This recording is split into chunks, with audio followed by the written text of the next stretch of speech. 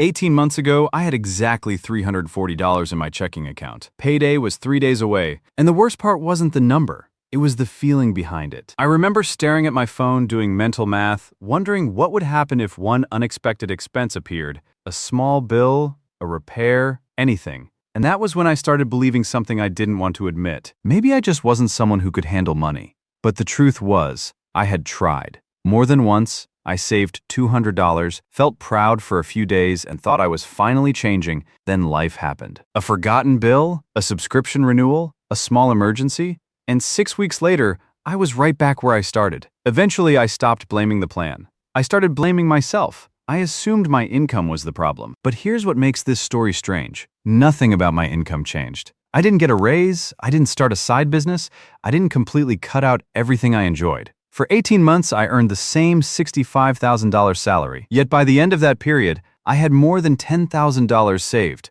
Not because I discovered some secret investment strategy, not because I became extremely disciplined.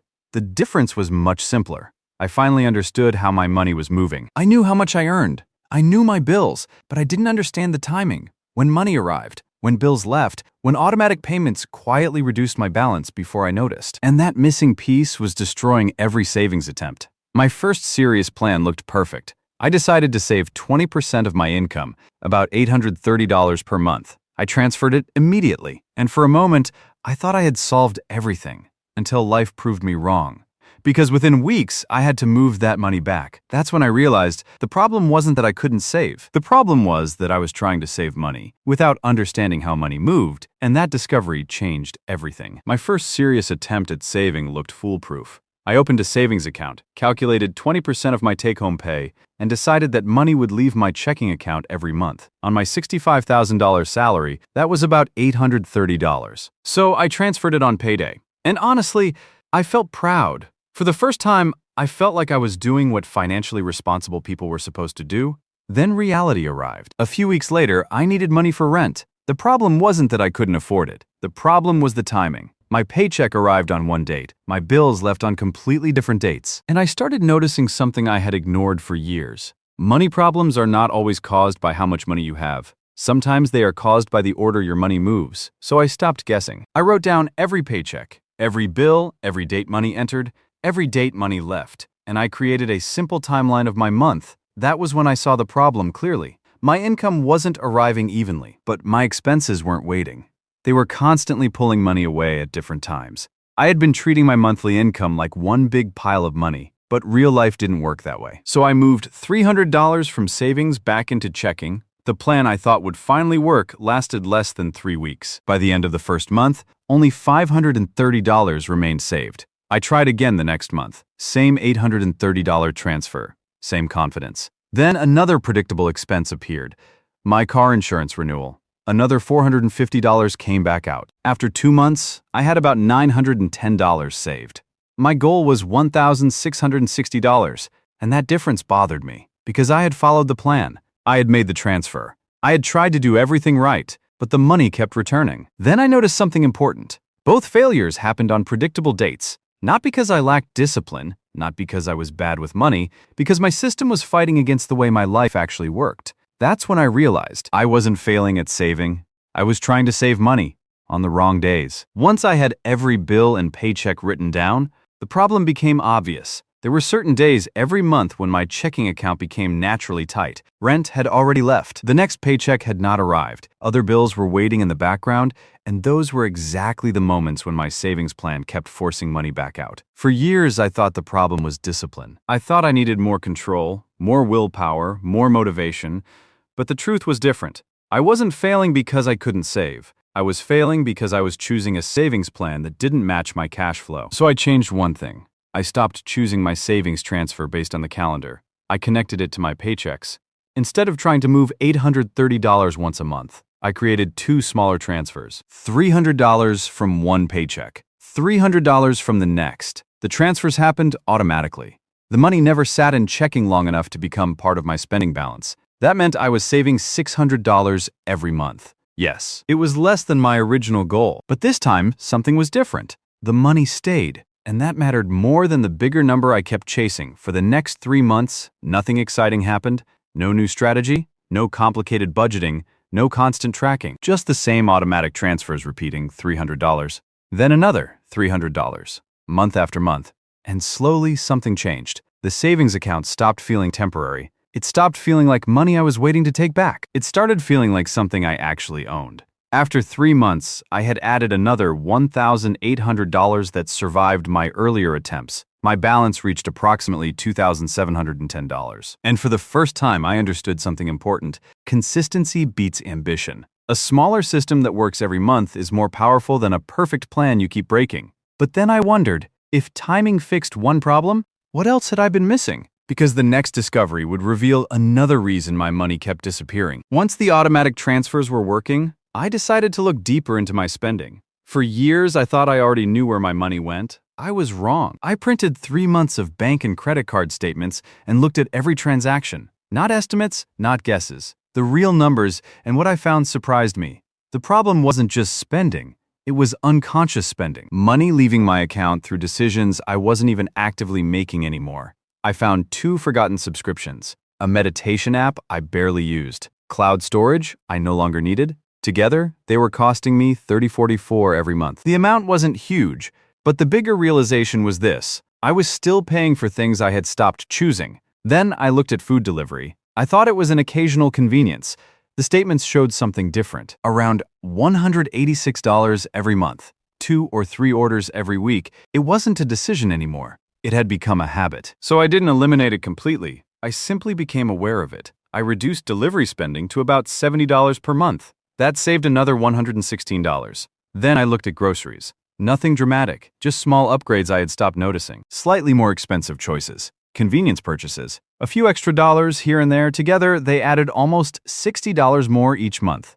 By paying attention again, I reduced that by around $40. So there it was. $34 from subscriptions, $116 from delivery, $40 from groceries, about $1,190 every month. But I didn't see it as money I could spend. I saw it as money I had finally found. I increased my automatic savings from $600 to $750 per month. I kept a small buffer because I had learned something important. A system with no breathing room eventually breaks. Over the next 4 months, the extra savings added another $3,000. My balance climbed to approximately $5,710. For the first time, I wasn't just saving money. I was trusting a system. Then my car made a noise, and the mechanic gave me a number that brought back every old fear, $1,200. This was the moment that would prove whether my new system was actually different. The mechanic called with the estimate $1,200. For most people, it would simply be an expensive repair. For me, it felt like a test, because this wasn't really about the car. It was about whether I had actually changed. 18 months earlier, a $1,200 expense would have destroyed my progress. I would have used a credit card, borrowed money, delayed something else, or emptied whatever savings I had built. That was the old pattern. An unexpected expense appeared, and everything restarted. So when I heard the number, my first thought was familiar. Here we go again. I looked at my savings. $5,710, and for a moment, I hesitated. Not because I couldn't pay it, because I was waiting for the system to fail, waiting for the panic, waiting for the feeling that I had lost everything again. But then I did something I never would have done before. I paid the bill directly from savings. No borrowing, no credit card, no pretending the setback didn't happen. The balance dropped from $5,710 at $4,510. And then something surprising happened. Nothing. The car was fixed. I still had savings. My plan was still alive. That was when I finally understood what an emergency fund was actually for. It wasn't supposed to sit untouched forever. It wasn't a number I protected just to feel successful. It existed for moments exactly like this. The repair didn't destroy my savings. It proved the system worked. Before this system, an unexpected expense meant starting over. Now, it was simply a withdrawal. And the most important part? I didn't panic. I didn't increase my transfers out of guilt. I didn't try to recover the money overnight. I just continued $750 from one paycheck. Another $750 from the next, month after month. And this is the part most people underestimate. Nothing exciting happened, no breakthrough, no dramatic improvement, just repetition. But those boring months were the reason the system survived. Because stability doesn't always feel exciting. Sometimes it feels like nothing going wrong. After 4 months, another $3,000 had been added. The balance reached approximately $7,510, and that's when I realized an emergency fund isn't proven when you save it, It's proven when you use it and keep going anyway. After the car repair, I expected to feel impatient. My savings had dropped from $5,710 to $4,510. Part of me wanted to fix it immediately, increase the transfer, find another expense to cut, recover the money as quickly as possible. But then I remembered why my earlier attempts failed. I kept changing the plan. I kept reacting emotionally. I kept trying to make progress faster instead of building something that could last. So this time, I did nothing. The same system continued, $750 from one paycheck, another $750 from the next. No new strategy, no complicated budget, no dramatic lifestyle changes, just repetition. And slowly, something became clear. The biggest change wasn't happening in my savings account. It was happening in me. Because I was no longer thinking like someone trying to save money. I was starting to think like someone who trusted himself. That shift wasn't dramatic. There was no single moment where everything changed. It happened quietly. I stopped checking my balance with anxiety. I stopped treating every setback as proof that I was failing. I stopped feeling like I needed to constantly fix the system. Instead, I trusted the process, and the process kept working, month after month. The account started climbing again. Not because I pushed harder, but because I finally stopped interfering. After 4 months, another $3,000 had been added. The balance returned to approximately $7,510. But honestly, the number wasn't the biggest victory. The bigger victory was what didn't happen. I didn't panic, I didn't restart, I didn't abandon the plan because life became inconvenient. For years, I thought progress required constant effort, a better budget, a smarter strategy, a new improvement. But I learned something different. Sometimes the best system is the one you stop touching, because a good financial system doesn't only work when you're motivated, it works when life is ordinary, when nothing exciting happens, when no one is watching. And that was the real test. Could I keep going even when progress felt boring? The answer was yes. And the final stretch would prove just how powerful that simple repetition could become. The next 4 months looked almost exactly like the 4 before them, $750, then another $750. Automatically, no new strategy, no sudden increase, no attempt to squeeze every possible dollar out of my life. At this point, the system had become almost invisible. Payday arrived, the transfer happened, life continued, and because the money moved before I had time to spend it, I barely noticed it leaving. That was something I never understood before. I thought successful saving required constant attention, tracking every purchase, checking budgets every night, fighting temptation with discipline. But once the system was built, the important decisions had already been made. The amount was chosen, the timing was fixed, the transfer was automatic. My only job was not to break it. 4 more months added another $3,000. The balance moved from approximately $7,510 to $10,510. And I remember looking at that number quietly, not because the money itself changed everything, but because I finally understood what had happened. The result didn't come from one big decision. It came from ordinary months repeating the right behaviors. So let's look at what those months actually represented. The first savings system taught me that consistency mattered more than ambition. The higher transfer taught me that awareness could create more room. The emergency taught me that the system could survive real life. And the final stretch proved something even more important. The system no longer depended on motivation. It worked because the decisions were already made. A paycheck arrived, money moved, life adjusted again and again and again. That was the moment I realized I had stopped thinking like someone who was trying to save money. I had become someone who simply saved money, not through willpower, through structure. 18 months earlier, I was looking at $340 and wondering if I would ever feel financially stable. Now I had built more than $10,000 without earning more money. No raise, no side hustle, no miracle. Just a system I finally stopped fighting. And that changed the question completely. It was no longer, how much money can I save?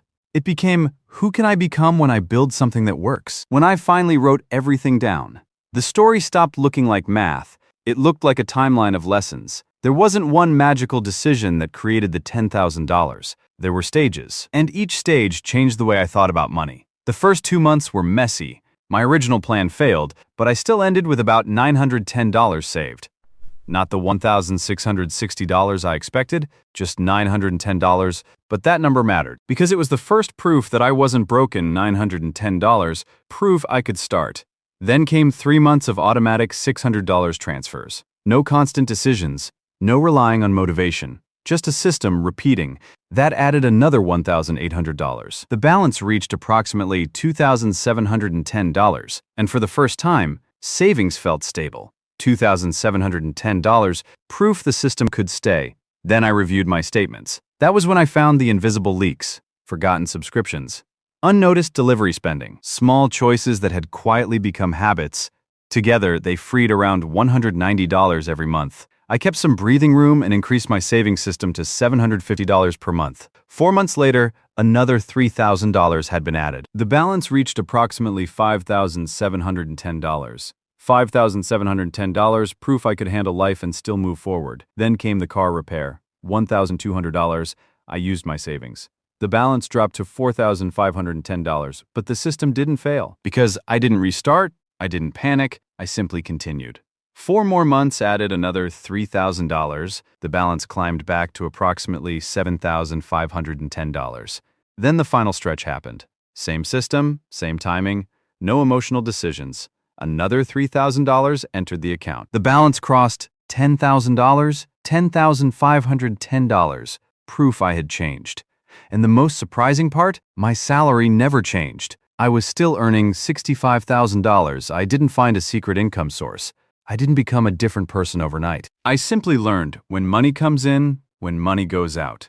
What needs to happen automatically, and what habits were quietly working against me. The biggest lesson wasn't how to save $10,000. It was learning how to build a system that survives real life. Because saving money once is easy, building something that keeps working when motivation disappears, that's what creates stability. If you want to take something real from my experience, don't start by copying my $750 number.